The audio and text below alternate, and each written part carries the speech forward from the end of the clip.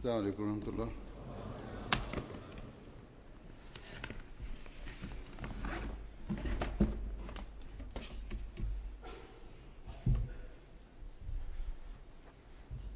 أشهد أن لا إله إلا الله وحده لا شريك له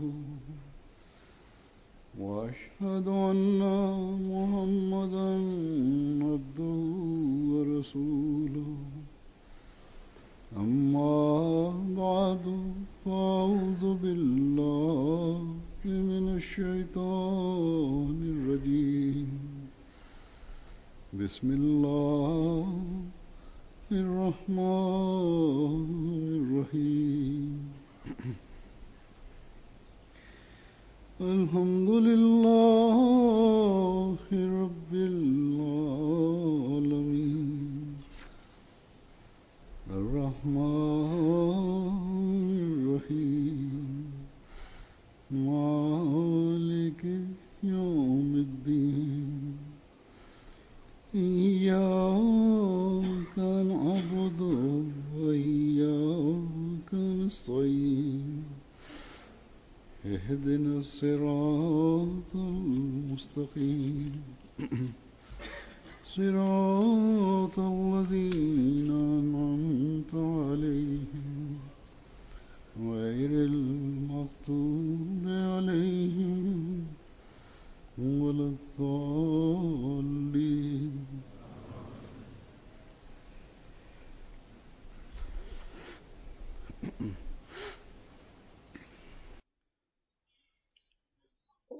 Vaat edilen Mesih Aleyhisselatü Vesselam Hazretleri bir seferinde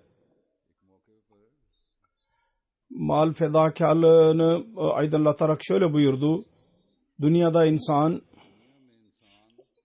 malı çok aşırı derecede sever. Onun için rüya tabirinde o bilgisinde şöyle yazılmıştır: eğer birisi görürse ki ciğerini çıkararak birisine vermiştir, ondan murat mal olacak. Bu sebep diyor ki gerçek takva ve imanı elde etmek için Allah-u Teala dedi ki lan tanalul birra hatta tunfiku mimma tuhibbun. Gerçek hayıra asla ulaşamazsınız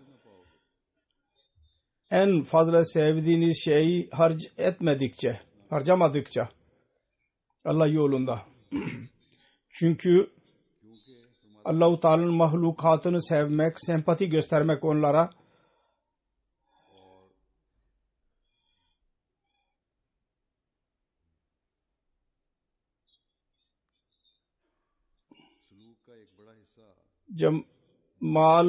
malı harcamanın ikinci bir cüzüdür. Bu sulukun bir kısmıdır ve bu olmadan iman tam olamaz, tam olarak kuvvetlenemez. Buyurdu Mesih Aleyhisselam, şöyle buyurdu: İnsan fedakarlık yapmadıkça başkasına asla fayda veremez. Ötekine fayda vermek için özveri pek gerekli bir şeydir ve bu ayet-i kerimede lan tanalul birra hatta tunfiku mimma tuhibbun ayet-i kerimesinde o özverinin talimatı ve nasihati ileri sürülmüştür. Onun için malı Allah-u Teala'nın yolunda harcamak dahi insanın saadeti ve takvanın bir seviyesidir. Bir en yüce seviyedir.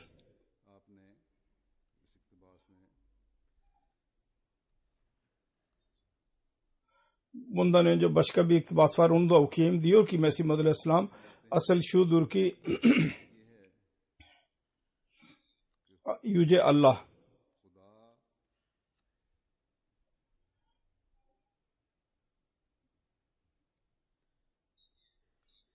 Yüce Allah'ın rızası gerçek mutluluğa sebep olan insana onun eline geçemez. Gelip geçici eziyetlere sabretmedikçe.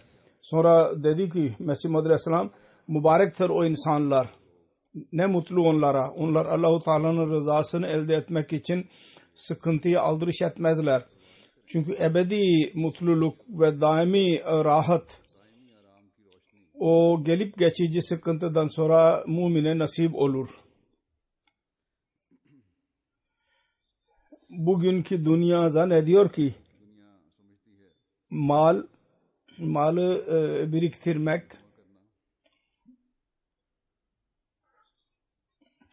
ve onu yalnız kendi rahatı için harcatmak onlar için bir mutluluk ve rahat vesilesi olabilir. Ancak bir mümin zanneder ki dinin gerçek bilgisine sahip olan mümin zanneder ki, bilir ki şüphesiz Allah-u Teala dünya nimetlerini ve kolaylıklarını insanlar için yaratmıştır. Ancak hayatın asıl gayesi Allah-u Teala'nın rızasıdır. Takvadan yana olmaktır.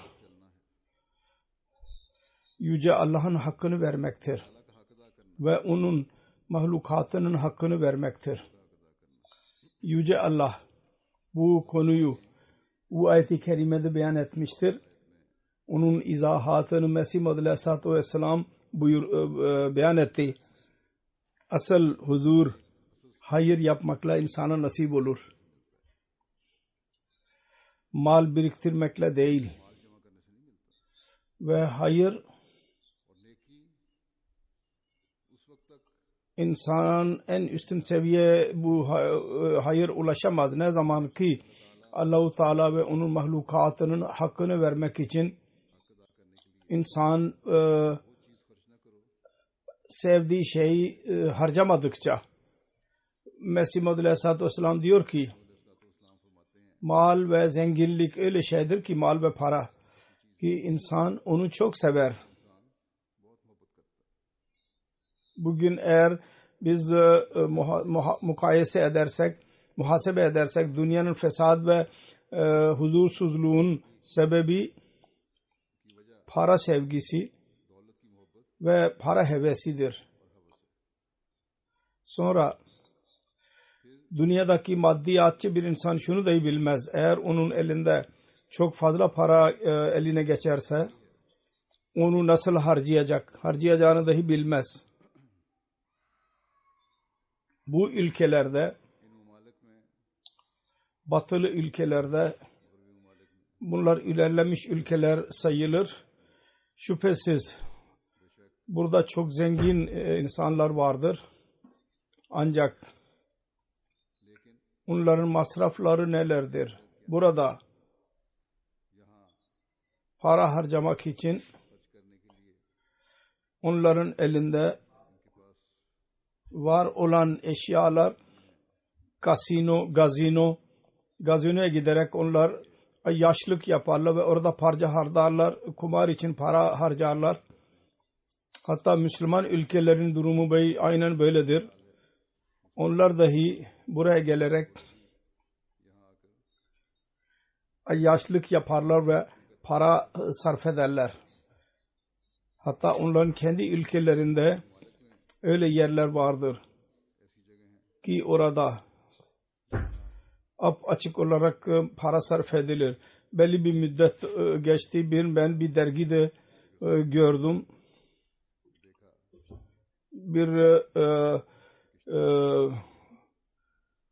Bir reklam vardı. Dubai bir otelinin. Orada 2-3 tane fincan vardı. Parası $850 idi. Filan yerin zaferanı kullanılmıştır ve filan yerin filan yeri kullanılmıştır bunda ve üzerine de altın kaplamalıdır bunlar. $850'da fakir bir ülkenin bir ailesi, bütün ailesinin çok en güzel bir şekilde onlar günlerini geçirebilirler. Ancak bunlar bir kupa dondurma yemek için bu kadar para harcarlar. Bu para kimin elinde aşırı derecede para varsa onlar bilmezler ki nasıl harcayacağız o parayı ve nasıl ondan biz huzur bulacağız. Onlar para sarf ederler şüphesiz, ancak kendi yaşlıkları için, Allah-u Teala'nın rızasını elde etmek için ve hayır için değil. Ancak Allah-u Teala der ki, Mesih Maud Aleyhisselatü Vesselam onu beyan etmiştir, açıklamıştır. Gerçek takva ve imanı elde etmek için, Allah-u Teala'nın rızasını elde etmek için, imanda ilerlemek için, bu boş işlerden ve bu yaşlıklarda para sarf etmek yerine insanların sevgisi, mahlukatın sempatisi ve onlara güzel muamele için parayı sarf edin. Eğer bu yok ise Yüce Allah'ın rızasını elde edemezsiniz. Mahlukatın sempatisinde orada fakirlerin ihtiyaçlarını göz önünde bulundurmamız lazım. Orada onların dinlerini ve imanlarını ve onları Allah-u Teala'ya yaklaştırmayı dahi gözlerimizin önünde bulundurmalıyız. Resulullah sallallahu aleyhi ve sellem hazretleri rahatsız kalırdı. Kur'an-ı Kerim'de dahi onun zikri vardır. Ve Allah-u Teala Resulullah şöyle buyurdu: sen kendini helak mı edeceksin? Bunların durumunu görünce, o durum neydi? Ki onu görerek Resulullah sallallahu aleyhi ve sellem huzursuz olurdu. O insanların o durumu Allah-u Teala'dan uzak olmalarıydı, imandan uzak olmalarıydı. Resulullah sallallahu aleyhi ve sellem kendisi eziyete koyardı kendisini, sıkıntıya, ki onlar mümin olmayarak Allah-u Teala'nın cezasını çekecekler. Onun için bu çağda dahi maddi ihtiyaçlarını tamamlamaktan başka, ki onun için mal sarf etmek, fakirlere yardım etmek pek gereklidir. Biz Ahmediler için manevi ihtiyaçlarını gidermek için mal sarf etmemiz gereklidir. Çünkü İşaati hidayetini kemale ulaştırmak görevi Mesih Maud Aleyhisselatü Vesselam'a verilmiştir şimdi. Öyle bir hidayet ki Hz. Resulullah sallallahu aleyhi ve sellem bütün insanlar için onu getirdiydi. Ve onu yaymak için Resulullah huzursuz olurdu. Onun tekmil zamanı şimdidir. Bütün yollar, kaynaklar bizim elimizdedir şimdi. Bu iş nasıl Mesih Maud Aleyhisselatü Vesselam'a havale edildiyse, aynı şekilde bu görev kendisine inananların eline verilmiştir. Bu söz veren biz dini dünyamızdan daha üstün tutacağız. Bu söz verenlerin eline verilmiştir bu görev. Zengin insanlar kendi yaşlıkları için para sarf ederler, para harcarlar. Onlar o kadar fazladır bu onların elinde para ki onlar bilemezler ki neyi sarf etsinler ve nerede sarf etsinler, nasıl sarf etsinler onu bilemezler. Bütün ihtiyaçlarını tamamladıktan sonra onlar bilemezler ki bu parayı biz ne yapacağız. Çünkü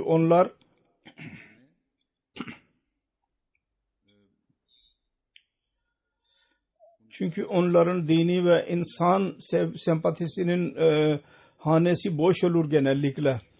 O zaman yaşlıklar ve behude işler dışında başka bir şey göremezler onlar. Ancak mümin odur ki Allah-u Teala der fazla mal değil, gerçek hayıra ulaşmak için ve onun neticesinde Allah-u Teala'nın rızasını elde etmek için kendini sıkıntıya koyarak maldan harca, sevdiği maldan harca diyor Allah-u Teala.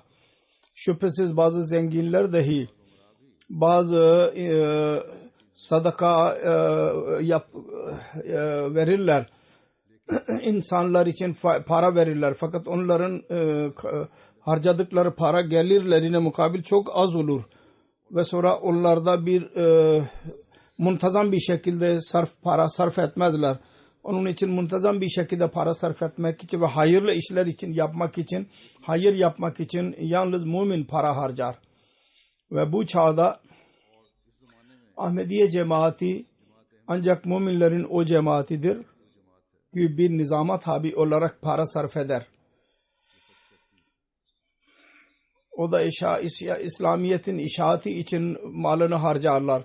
Değişik yollarla tebliğ görevleri vardır ve insanlara sempatiden dolayı onların haklarını vererek onlar üzerinde para sarf edilir. Ve birçok insan vardır ki onlar sıkıntıya girerek bu gibi harcamalarda bulunurlar. Ve bu inançla onlar para sarf ederler ki bu para Allah-u Teala'ya bizi yaklaştıracak ve onun rızasını bize kazandıracak. Orada şu dahi huzurları olur ki doğru bir şekilde kullanılacak, sarf edilecek. Bunun itirafını bazı yabancılar dahi yaparlar. Yapmadan duramazlar. Cemaatin mal nizamı ve sarf etme yolları en güzeldir. Bizim Kababir'in muballiği yazdığı bir olayı Yeruşalim Üniversitesi'nin 2 tane profesörü, emekli profesörü 2 yabancı misafirleriyle birlikte bizim merkezimize geldiler Kababir'e. Onlarla birlikte cemaat hakkında biz konuştuk, fırsat bulduk, cemaat nizamını beyan ettik.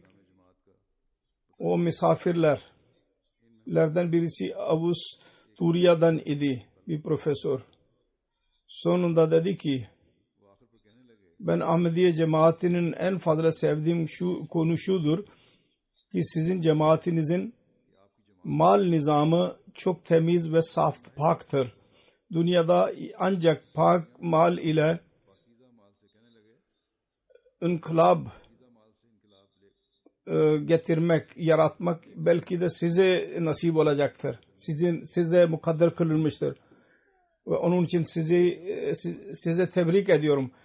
Çanda için, yani Allah-u Teala'nın yolunda mal harcamak için gereklidir. Pak mal gereklidir. Allah-u Teala diyor ki pak maldan verin. Caiz yollarla kazanılmış olan maldan sarf edin. Aldatarak elde edilmiş olmasın. Vergi vermeyerek kazanmış para olmasın. Yahut başka bir yolla yanlış bir şekilde kazanılmış bir mal olmasın. Onun için çandalar dahi bu gibi insanlardan alınır. Yani çanda Allah yolunda mal harcamaya denilir. Biz biliriz ki bunlar yanlış bir şekilde bu kullanılan ve elde edilen mal değil. Eğer öyle olursa onlardan çanda almaz cemaat. Eğer bilinirse ki bunlardan çanda alındı, ben bilirsem ya çanda geri verilir yahut o görevliler işten uzaklaştırılırlar. Onun için asıl şudur ki fedakarlık yaparak ve pak maldan vermek. Ondan sonra bereket bulur. Ve bunun itirafını eğer yabancılara söylenirse onlar dahi itiraf ederler. Söylediğim gibi. Bu maddiyatçı, dünyalı bir insan dahi bunu buldu. İnkılap yaratan bizlerdir, bunlardır diye gördü o da. Onun için bizim niyetlerimiz hayırlı kaldıkça biz pak malı kazanmaya çalıştığı müddetçe ve onu Allah yolunda harcadığı müddetçe şüphesiz biz inkılap yaratanın bir vasıtası haline gelebiliriz ve bu inkılap mukadderdir bizim vasıtamızla. Çünkü Allah-u Teala Mesih Maud Aleyhisselatü Vesselam'a söz vermiştir. Hiç maddiyatı bir insan bir inkılap yaratmayacağız. Manevi bir inkılap yaratacağız. Hz. Resulullah sallallahu aleyhi ve sellem'in mesajını dünyaya ulaştırmalıyız. Tevhidi yerleştirmeliyiz. Mahlukatın hakkını vermeliyiz.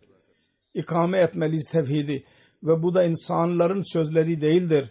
İşleri değildir. Aksine Allah-u Teala vaat edilen Mesih Aleyhisselam'a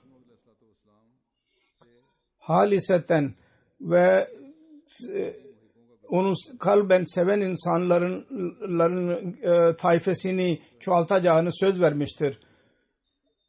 Ki Mesih Maud Aleyhisselatü Vesselam'ın işini tamamlamak için her çeşit fedakarlık yapan insanlar olacaktır. Mesih Maud Aleyhisselatü Vesselam kendi cemaatinin vefasından bahsederek bir yerde diyor ki Hz. Resulullah sallallahu aleyhi ve sellem'in eshabları radıyallahu anhum öyle sıdık ve vefa örneğini gönderdiler ki onun benzeri dünya tarihinde bulunmaz.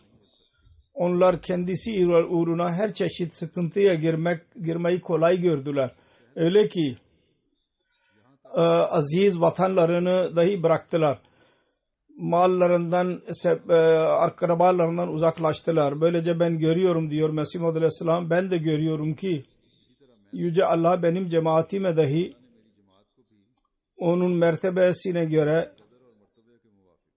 ne kadar cemaatin imanı var ise ve onların durumu nasıl ise eshabların mertebesi çok yüksekti. Fakat bu çağda Mesih Maud Aleyhisselatü Vesselam'ın dostlarının, sahablarının mertebesi dahi çok yüksek idi. Onlar Mesih Maud Aleyhisselatü Vesselam'ın eli üzerinde biat edenler idi.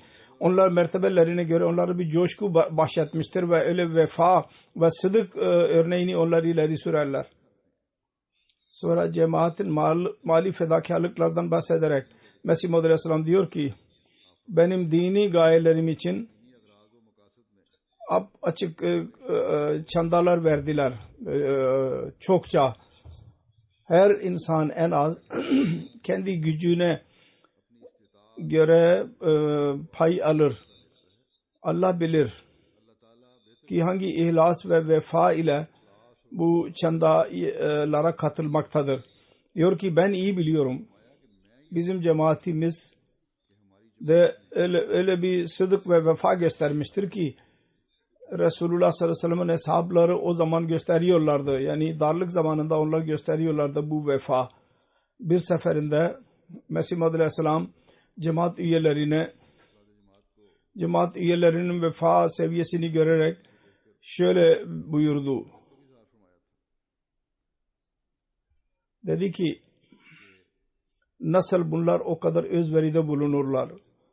Mesih Maud Aleyhisselatü Vesselam kısacası kendisine inananlarda öyle bir inkılap yarattı ki o da dünyadaki arzularını geri atarak arka plana atarak ve dini önde tutanlar insanlar idiler onlar. Ancak fedakarlık ruhu Mesih Maud Aleyhisselam kendisine inananlarda yarattıydı. O direkt olarak kendi eli üzerinde biat edenler insanlar idiler. Artık o bitti mi? O zamana kadar sınırlı mıydı o? Eğer böyle olsaydı ve böyle ise eğer o zaman cemaatin ayakları asla ilerleyen olamazlar. Ve asla ileriye doğru onların adımları atılamazdı. Yüce Allah kendisine şu söz dahi vermişti. Sana yeryüzünün bütün kenarlarına saygı ile sana şöhret bahşedeceğim. Ve onun için ihlas sahibi ve fedakarlık özveride bulunan cemaat gerekliydi. Öylece Allah-u Teala'dan bilgi alarak şöyle bir müjde dahi verdiydi. Kendisinden sonra hilafet nizamı başlayacak. O da kendi görevini tamamlayacaktır. ve onunla birleşerek ihlas sahibi kimseler bu görevi yapacaklardır. Bugün biz görüyoruz Yüce Allah verdiği sözleri nasıl tamamlamaktadır. İhlas sahibi kimselerin bir cemaati vardır ve hilafete birleşerek can, mal ve vakitlerini feda etmektedirler. Çünkü bugün ben Tahrik-i Cedid'in yeni yılını ilan edeceğim. Onun için bu birkaç özveride bulunanların bazı olaylarından bahsedeceğim. Onlar mal fedakarlığı ile ilgilidir bu olaylar. Yalnız zengin ülkelerde değil, fakir ülkelerde dahi ve yepyeni katılan Ahmedilerin dahi Allah-u Teala Ahmediye'ye girdikten sonra, cemaatine girdikten sonra kalplerini nasıl değiştirir? İnsan hayret içinde kalır. Darlıkta olmalarına rağmen onlar fedakarlıkta ileri adım atanlardır. Gini Kunakuri'nin muballiği bana yazıyor. Burada bir cemaat vardır. Somyavi, onun camisinin imamı kendi camisiyle birlikte bu sene cemaate girdi. Cemaatin mal nizamı ve Tahrik-i Cedid'in önemi konusunda anlatıldı. Dedi ki ben kendim dahi çanda ve zekat üzerinde çok konuşmalar yaptım. Fakat o kadar kuvvetli mal nizamını ben asla başka hiçbir yerde görmedim ve öyle bir nizam hakkında duymadım hatta. Hemen o zaman çandayı verdi ve dedi ki ben size söz veriyorum. Gelecekte her ay bizim bütün cemaatimiz çanda verecektir. Bu öyle insanlardır ki fakir bölgelerdendir, fakir ülkelerden ve Avrupa'da fakirlik seviyesinin batıdaki fakirlik seviyesinden dahi daha aşağı mertebededirler bunlar. Fakat özveride bunlar en yüksek seviyeye ulaşan kimselerdir. Sonra bu yalnız bir ülkenin hikayesi değildir. Bu rüzgar dünyanın birçok ülkesinde esmektedir. Gini Conakry'den bahsettim, Batı Afrika. Şimdi Ivory Coast, Fil Dişi sahilinden bahsedeyim. Bizi murabbi diyor ki biz Gopengi adlı bir köye gittik tebliğ için ve cemaatin mesajını onlara verdik. Bütün erkekler ve kadınlar dikkatli bir şekilde bizim tebliğimizi, konuşmalarımızı dinlediler. Bir arkadaş dedi ki daha önce dahi birçok insan tebliğ için geldiler. Ancak böyle güzel mesaj biz daha ilk defa duyduk, daha önce duymadık. Ondan sonra 300'e yakın insan hemen cemaate girdiler.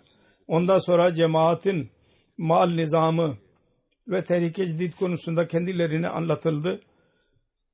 Ve arada şundan dahi bahsettik ki Tahrik-i Cedid'in yılının son günüdür bugün. Bunun üzerine oradaki şef ve köy insanlarına dedi ki bugün biz Ahmedi olduk ve cemaate girdik bugün. Fakat her durumda bu mübarek işe girmemiz lazım. Köydeki insanlar hemen 10.000 frank biriktirerek Tahrik-i Cedid için çanda verdiler. Mal verdiler.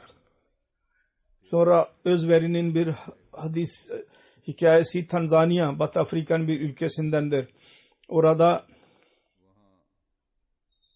Monza region vardır. Oradan bir dost Tahrik-i Cedid için verdiği söz 200.000 şiling idi. 100.000 şiling verdiydi.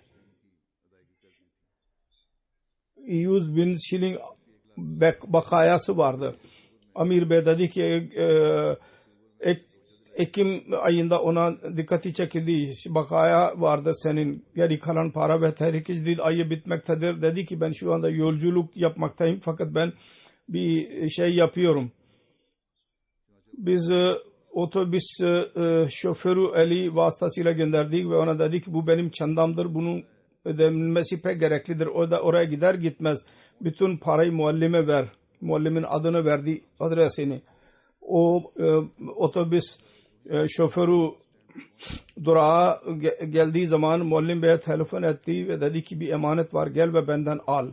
Muallim çanda almaya gittiği zaman şoför dedi ki Ben de Ahmedi olmak istiyorum.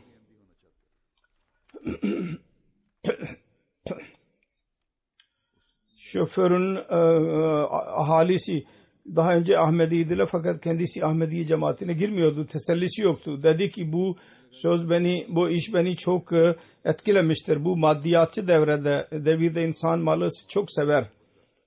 Ve biz fakir bölgenin insanlarıyız. Nasıl öyle insanları yaratmıştır. Allah-u Teala'nın yolunda mal vererek gerçek mutluluğu elde ederler. Böylece Ahmedi dost ki şoför vasıtasıyla çandasını gönderdiydi. Onun çanda göndermesi böylece o yabancı Ahmediye cemaatine girmesine sebep oldu, vesile oldu.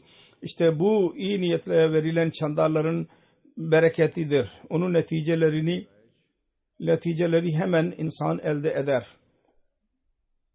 Mal özveri sevdiği maldan verilmiş bir ruhun islahına sebep olmuştur. Böylece Yüce Rabbimiz değişik yollarla bize meyve vermektedir. Senegal'ın amiri yazıyor. Bizim cemaatinin bir üyesi Ömer Bey'in babası Gayr Ahmedi idi. Yine Konakri'den hasta durumunda bize geldi. İlk ilaçlardan doktorla prostat ameliyatı yaptılar. Ömer Deyalu'nun elinde para yoktu ki babasının ameliyatını yaptırabilsin. Ve o kadar borç almak dahi zor idi kendisi için. Çok huzursuz idi. Ekim'in 1. ayı başladı. Cuma hutbesinde ben Tehrik-i Cedid konusunda söyledim. Ertesi gün Ömer Bey merkeze geldi ve dedi ki Tehrik-i Cedid'in parasının fişini bana verin. Amir diyor ki ben onun durumunu biliyordum. Dedim ki senin durumun zaten öyledir, kötüdür, baban hastadır, nasıl fedakarlık yapacaksın? Dedi ki siz dün hutbe okudunuz. Allah-u Teala ile yapılan bir alışveriştir. Ben Allah-u Teala ile alışveriş yapmaya geldim. Benim paramı alın, çanda olarak bana fiş verin.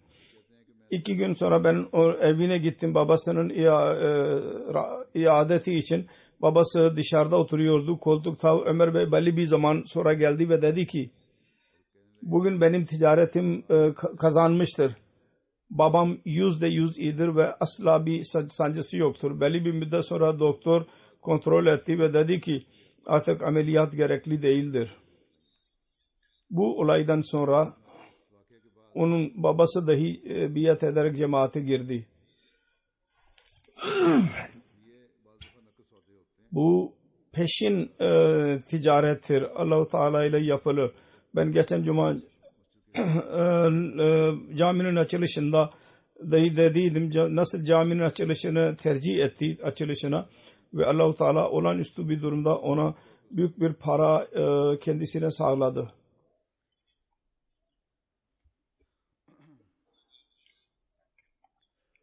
Maddiyatçı insan belki onun bir tesadüf olduğuna inanır. Fakat Allah'a inanan şuna inanır ki şüphesiz Allah-u Teala'nın lütfudur ki olmuştur. Aynı şekilde Kongo Kinshasa'nın bir cemaati vardır. Kokundoto. Vonda. Ayyub adlı dost. Onun adı Kundolo'dur. Diyor ki ben cemaat görevlerine girmezdim, işlerine. Benim oğlum daima hasta olurdu ve onun için çok para gerekirdi tedavisi için. Sonra bana lokal amilada mal sekreteri görevini verildi. Ben düşündüm.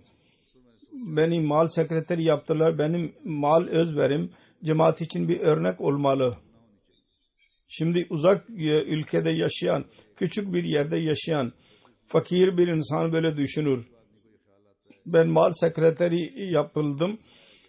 Benim örneğim dahi diğerler için bir örnek olmalı. Ben çanda vermeye başladım. Ve çandanın bereketiyle benim durumum değişti. Hayatım huzur dolu oldu. Benim oğlum dahi Allah-u Teala'nın lütfuyla hastalıktan çıktı. Ben biliyorum ki bu cemaate hizmet etmek ve mal özverinin neticesidir.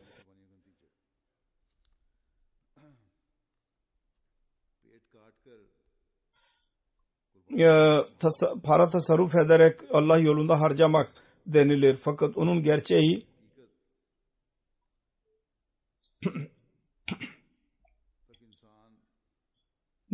onun gerçeğine insan ulaşamaz. Böyle bir bazı olaylar önüne çıkmadıkça fakirlerin durumlarını görerek bu gibi şeyler insanın önüne çıkar. Gambiya'nın bir bayanı Ahmediye cemaatine girdi. Jüida Gaon köy Terk-i Cedid hakkında kendisine anlatıldı. Bayan cevap verdi. Benim evimde yalnız 100 dilasi vardır. Pirinç için ve pirinç dahi bitmiştir. Bir tek oğluna yardım eden 2 seneden beri kayıptır. Ve insanlar der ki şimdi ölmüş olacaktır. Ondan biz hiç bilmiyoruz. Bir haber yok. Fakat bayan dedi ki tamam ben geçineceğim. Borç alacağım. Fakat bu parayı ben Tehrik-i Cedid için veriyorum. Allah-u Teala mutlaka bana bir yol bulacak. Bundan sonra 3 gün sonra 2 seneden beri kaybolan oğlu geri geldi. Ve pirincin 10 tane torbasını getirdi ve büyük bir para getirdi. Oğlu dedi ki ben kayıp idim. Bu arada ben iş yapmak bildim ve şimdi güzel şehirde güzel iş buluyorum. Bina yapmak. Bayan kendisi dedi ki bu benim o günden beri özverinin bereketidir.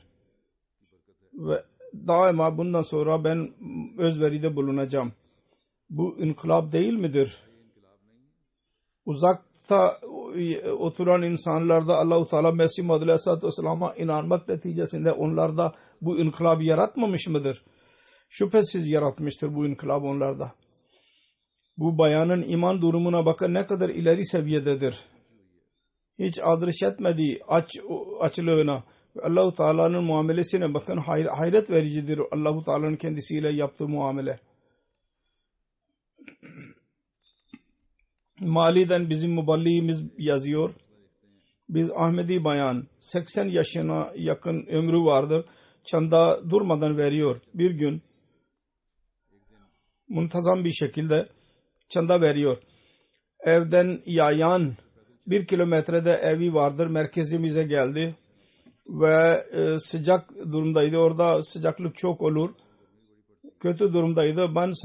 Sen bana söyleseydin ben gelip alırdım. Dedi ki ben mal özveriyi öğrendiğimden beri, onun önemini öğrendiğimden beri ben istemiyorum ki onun sevabını zayi edeyim. Onun için ben yayan geldim ki araba için vereceğim parayı ben çanda olarak vereceğim. İşte onların seviyeleri budur. Uzak yerde onlar oturuyorlar, yaşıyorlar. Yüce Allah Ahmedilerin imanlarını nasıl kişisel tecrübelerden geçirerek kuvvetlendirir, o da her olaydan belli olur. Benin'den bir muallim Zakariya Bey bir olaydan bahseder. Bir cemaat Sinepota'nın başkanının işi bozuldu ve onun için huzursuz idi. Tahrik-i Cedid'den dahi bahsedildi. O günlerde belli birkaç gün sonra dedi ki bana çandayı hatırlatıldı. Çok sıkıntıya girdim. Allah-u Teala'ya dua ettim. Ya Rabbi bir kaynak bul.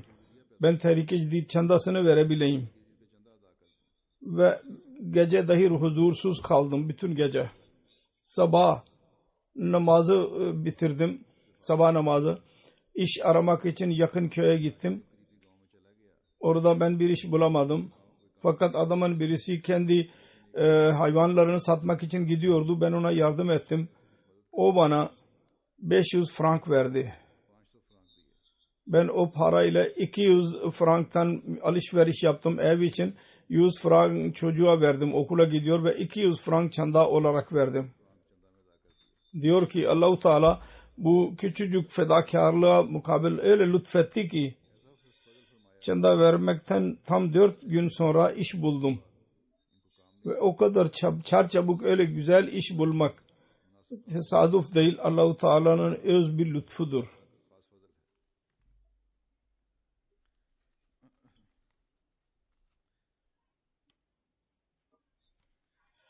Sonra Afrika'nın olaylarıdır. Hindistan'dan dahi İnspektör Tehrik-i Cedid yazıyor.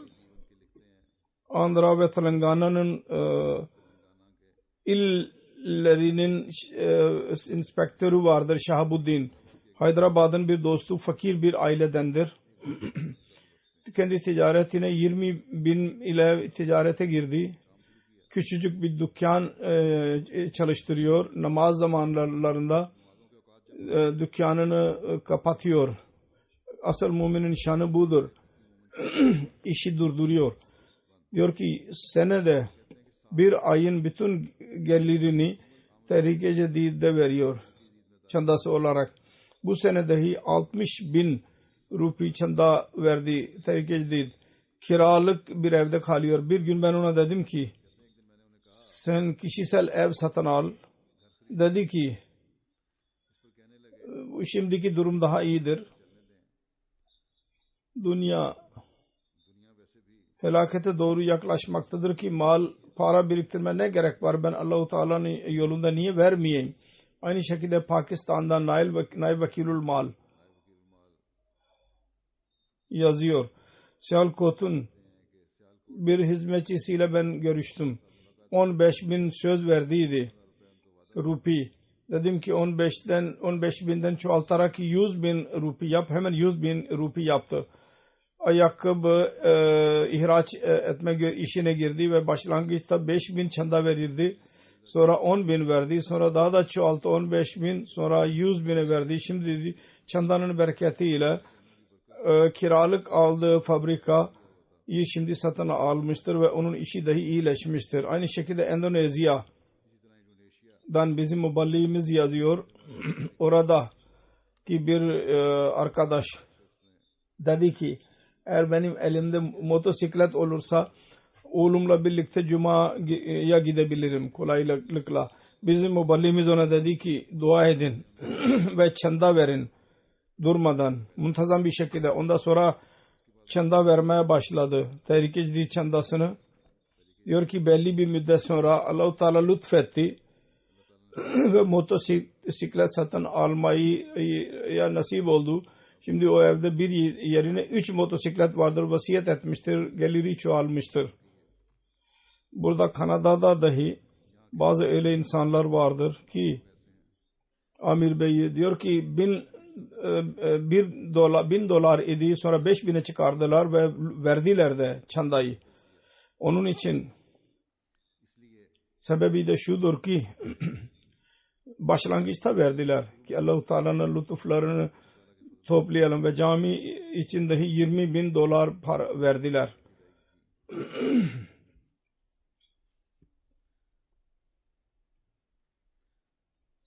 Aynı şekilde burada dahi iman verici bazı hadiseler vardır.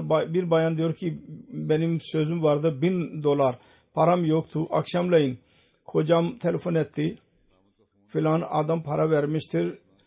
Çek 1.000 rupilik çek olacak. Sen nereden biliyorsun 1.000 dolarlık? Ben diyorum ki ben korkuyordum. Tehrik-i Cedid'in çandasını vermeliydim ve 1.000 dolar verecektim. Şimdi düşündüm ki Allah-u Teala onu bana göndermiştir. Bu kadar para olacak. Avrupa ülkelerinin birçok olayı vardır. Burada yeni cemaatler vardır. Endonezya'nın bir muballi diyor ki fakirlikten dolayı iş bulunmuyor. Birçok insan vardır ki onların asla bir gelir kaynağı yoktur. Onlar kendi akrabaları vasıtasında yahut bir iş buldukları zaman bir yahut 2 günlük işle geçiniyorlar. Bir yaşlı bir Ahmedi vardır. Cemaat görevini yapmaya çok alışıktır. Zevkle yapar ve bütün zamanını cemaate verir. Fakat cemaat işini yapmadığı zaman dahi çaba sarf ediyor ki şu yahut bu cemaatten fayda kazanabileceği iş yapayım. Bir yıldan beri boş şişeler topluyordu ki onu vererek biraz para elde etsin. Yıl boyunca onları topladı ve verdi. Bütün yıl boyunca bu işten dolayı $30 elde etti. Onları ederek hemen misyona geldi ve $10 çanda verdi. Tehrik-i Cedid'in çandasını verdiğim söz idi, ben onu tamamladım. Ve yıl boyunca her ne kadar çaba sarf ederse buna göre bütün yıl boyunca yaptığı çabanın 1/3'ini cemaate veriyor. Almanya'dan sekreter, Tehrik-i Cedid sekreteri yazdı. Bir bayan vardır. Kendi ismini belli etmedi. Tehrik-i Cedid'in bürosuna geldi ve bütün mücevherlerini Tehrik-i Cedid için verdi. Ve o kadar fazlaydı bu mücevher ki bütün masa doldu mücevherle. Altın kolyeler, yüzükler ve bilezikler, birçok sayıda bunlar vardı. Dedi ki benim ismimi belli etmemelisiniz ki benim özverim yalnız Allah için olsun. Para kadının zaafıdır, mücevher. Fakat Ahmedi bayanlardır ki bu gibi özveride bulunurlar. Burada dahi bir Ahmedi bir bayan benimle görüştü. Ben bütün mücevherlerimi çanda olarak verdim. Caminin bir fonuna. Ancak benim kaynanalar dediler ki niye verdin? Onlar hoşuna gitmedi, bu onların hoşuna. Sıkıntıya girdiler. Yüce Allah kendisi için özveride bulunanlara mutlaka verir. O bayana dahi özveride bulunan Allah için Allah-u Teala mutlaka çok verecektir.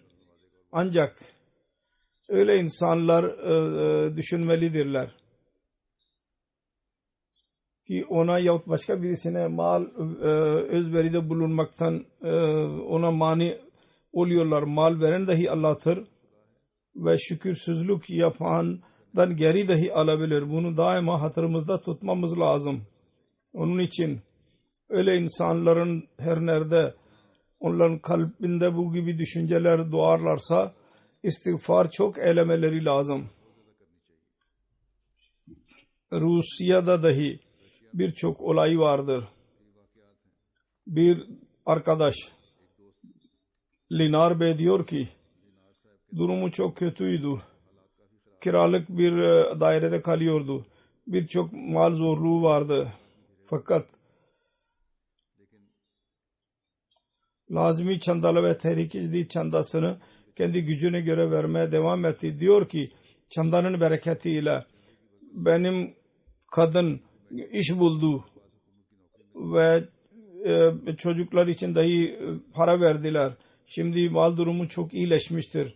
Allah-u Teala'nın lütfuyla 2 araba vardır şimdi bizim elimizde. Diyor ki bütün bunlar Allah-u Teala'nın lütfu ve çanda verme işinin bir neticesidir. Daha önce çok kötü durumda çanda verdik. Şimdi Allah-u Teala bize kolay durum nasip etmiştir. Rusya'da yaşayan birisine Allah-u Teala vermektedir. Afrika'da, Endonezya'da oturan birisiler, diğer ülkelerde dahi, Avrupa'da dahi Allah-u Teala bağışta bulunmaktadır. Allah-u Teala'nın bu davranışı gösteriyor ki Allah-u Teala Mesih Maud Aleyhisselatü Vesselam'a verdiği söz, ben sana seven insanların bir cemaati vereceğim, onların imanını çoğaltacağım. Her kim Allah-u Teala'ya doğru adım atarsa Allah-u Teala onun imanını çoğaltmaktadır. Mal özveri de bulunmak ve Allah-u Teala'nın lütfunun birçok olayı vardır. Bana geldiler fakat ben zor olduğu hangisini seçeyim, birkaç tane ben seçtim. Hemen hemen her ülkede söylediğim gibi yaşayanlarla Allah-u Teala'nın davranışı budur. Her kim Allah-u Teala'ya tevekkül ederek özveride bulunursa Allah-u Teala onlara çok verir.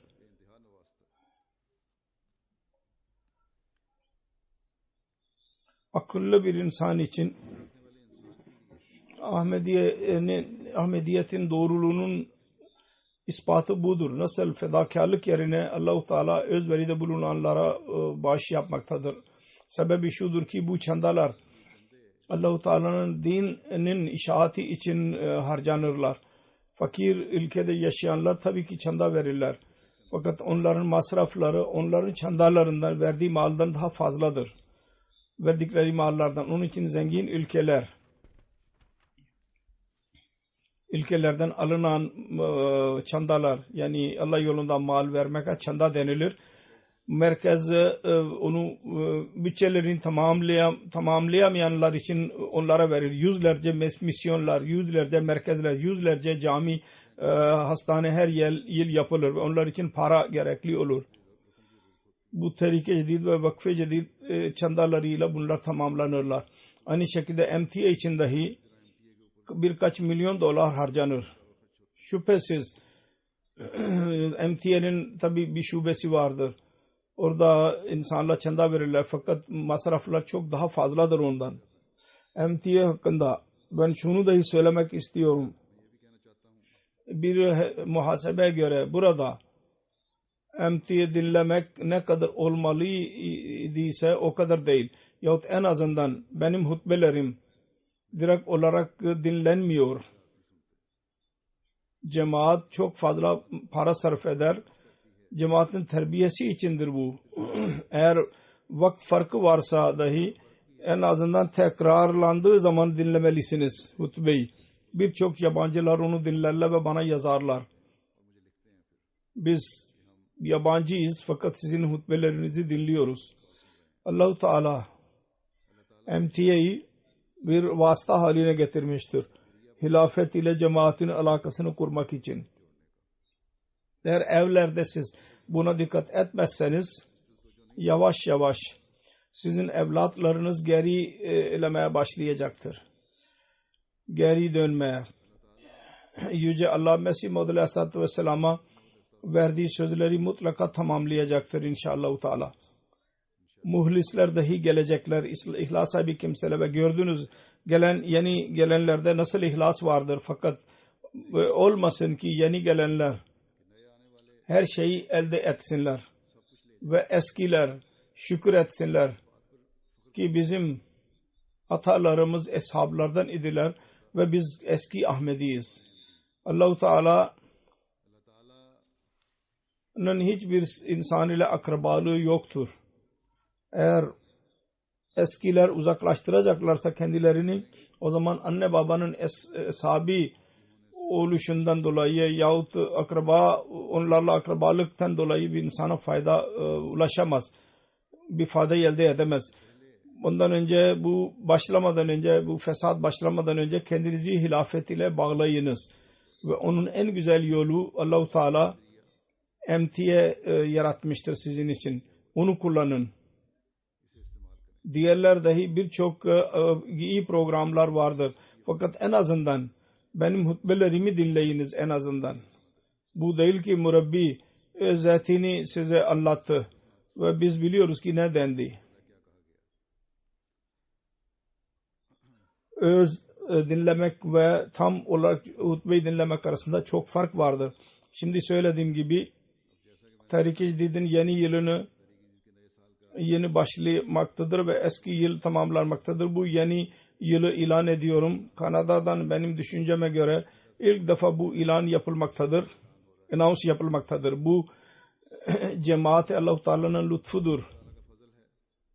Ki o kadar genişlemiştir ki 1934 senesinde Ahrar adlı bir cemaat bizim cemaatimizi sona erdireceğini söylüyordu. Kadiyan'ı taş üzerinde taş bırakmayacağını söylüyordu Ahrarlar.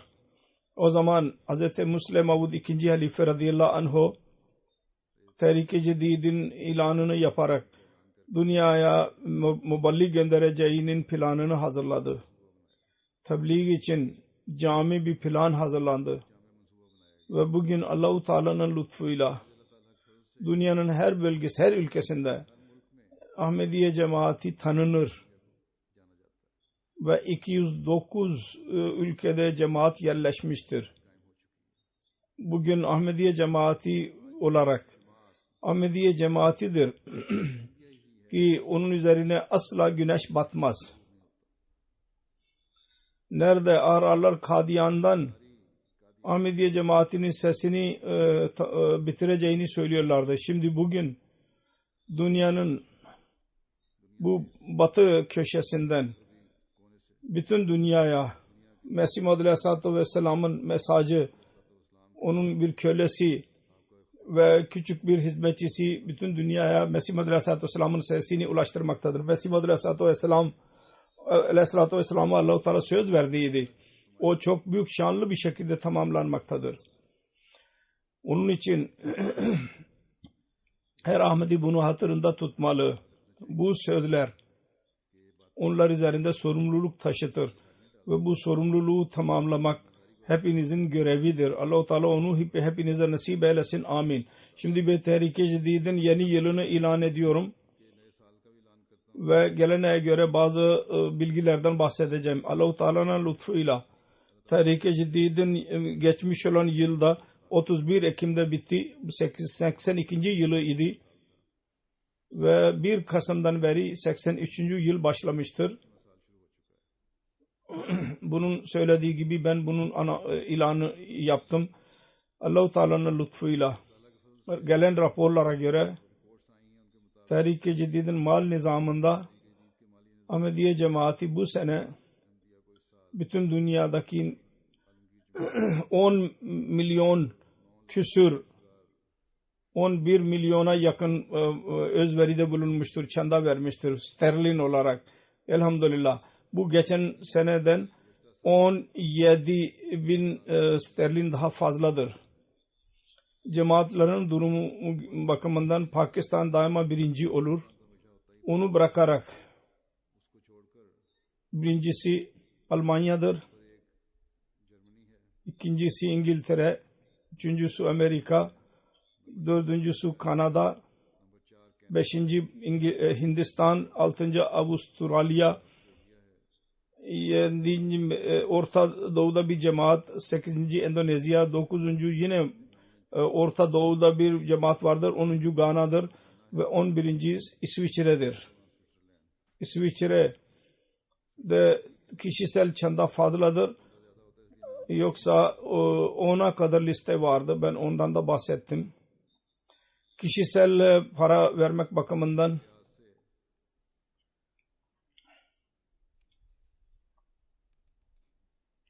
Amerika birinci derecededir. Sonra İsviçre, sonra Finlandiya, Singapur, Almanya, İsveç, Norveç, Japonya, Kanada. Ve bundan önce aslında Orta Doğu ülkelerinin cemaatlerinin ismini söylemiyoruz. Onlardan 5 cemaat bunlardan daha üstündürler. Biz onların ismini söylemiyoruz belli sebeplerden dolayı.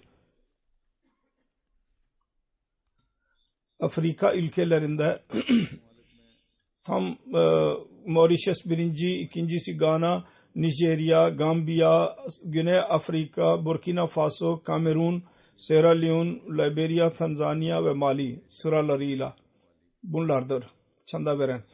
Katılanların sayısı bakımından bu sene 90 bin insan daha katılmıştır ve 1.400.000'den daha fazla insan katılmıştır ve bunda dahi en fazla çaba Benin yaptı. Nijer, Mali, Burkina Faso, Ghana, Liberia, Senegal ve Kamerun çok görev yaptılar bu konuda.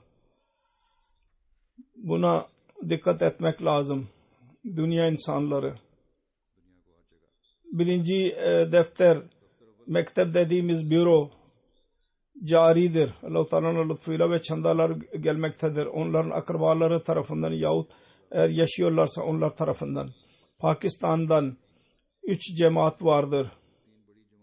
Onlarda birinci Lahor, ikincisi Rabba, sonra Karachi ve ondan sonra 10 cemaat, şehirdeki cemaatlerden birincisi İslamabad, Multan, Quetta, Peshawar, Gujranwala, Hyderabad, Hafizabad, Miyawali, Kotli, Khanewal ve Bahawalpur bunlardır sırayla. En fazla özveride bulunan 10 il, Pakistan'ın 10 ili, fakirliğe rağmen Pakistan'ın çandaları çok yüksek seviyeli olurlar. Sialkot birinci derecede, sonra Faisalabad, Sargoda, Gujarat, Umarkot, Okara, Narwal, Mirpur Has, Toba Tek Singh, Mandi Bahauddin ve Mirpur Azad Kashmir.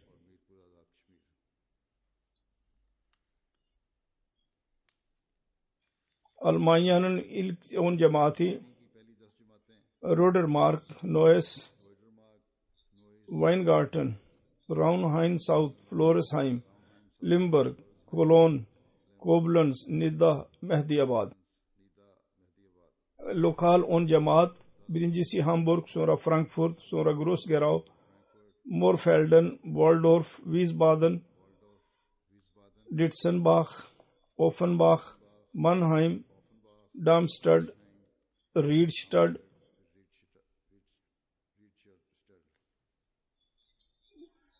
İngiltere'nin 10 cemaati London,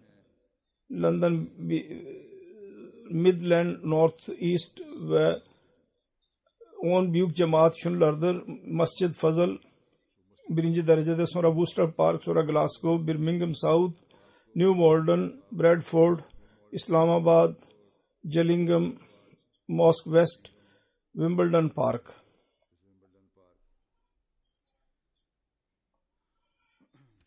Kişisel para vermek bakımından, çanda vermek bakımından ilk büyük cemaat 5 South West Islamabad, Scotland,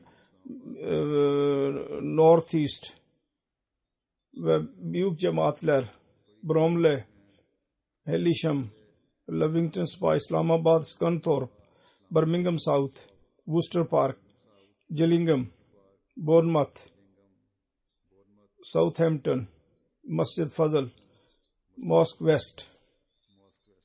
Kanada'nın Gallery, Local Amaret, Peace Village birinci derecede, sonra Vaughan. Orada ayrı ayrı mıdır bunlar diye soruyor Amir Bey. Vaughan, Calgary, Brampton, Vancouver, Mississauga. Kanada gelir bakımından Edmonton West birinci, sonra Durham, Saskatoon North, Milton East, Ottawa West, Ottawa East, Regina. Leicester cemaati dahi çok faal bir cemaattir. Orada çalışan dahi çok faal gibi görünüyordu. Orada insanların mal durumu dahi denildi ki iyidir. Onların bir durumu yoktur burada. Sırada onlar yoktur.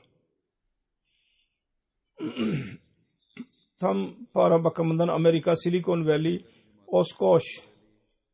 Oshkosh 2, Detroit, Seattle, New York, Central Virginia, Los Angeles, Silver Spring, Central Jersey, Chicago, Los Angeles West. Hindistan'ın ilk 10 cemaati Kerala, Kalikat Kerala, sonra Hyderabad, Andhra Pradesh,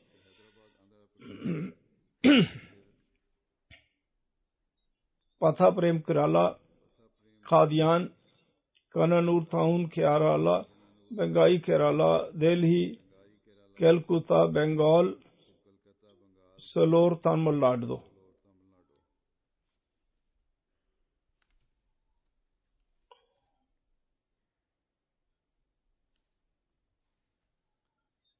Hindistan'ın 10 ilk Kerala, Karnatak, Andhra Pradesh iller bakımından Tamil Nadu, Jammu Kashmir, Odisha, Punjab, Bengal, Delhi, Maharashtra. Hindistan'da birkaç seneden beri çok ilerleme vardır. Eskiden bunlar çok gerideydiler. Avustralya'nın 10 cemaatleri Burada da Allah-u Teala'nın lütfuyla ilerlemektedirler onlar. Melbourne, Berwick, Castle Hill, ACT's Canberra, Marsden Park, Brisbane, Logan, Wessex, Melbourne, Longbourn, Adelaide South, Plumpton, Melbourne East. Aynı şekilde 10 cemaat kişisel bakımından Tasmania, Brisbane North, City Canberra, Sydney Metro, Darwin, Parramatta, Melbourne, Warwick, Berwick, Perth, Marsden Park, Castle Hill. Allah-u Teala bütün bu katılanlara, çanda verenlerin mallarına bereket versin ve onların özverilerini kabul buyursun ve gelecekte dahi çok çanda vermeleri nasip eylesin ve daima onlar hilafet ile kuvvetli bir şekilde alakalarını sürdürsünler.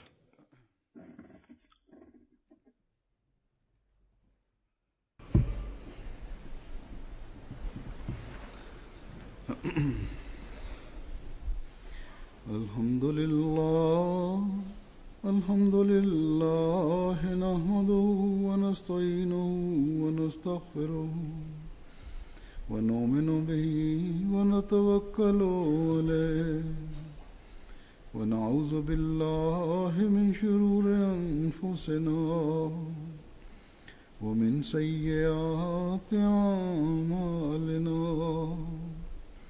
من يهده الله فلا مضل له ومن يضلل فلا هادي له ونشهد أن لا إله إلا الله ونشهد أن محمدا عبده ورسوله.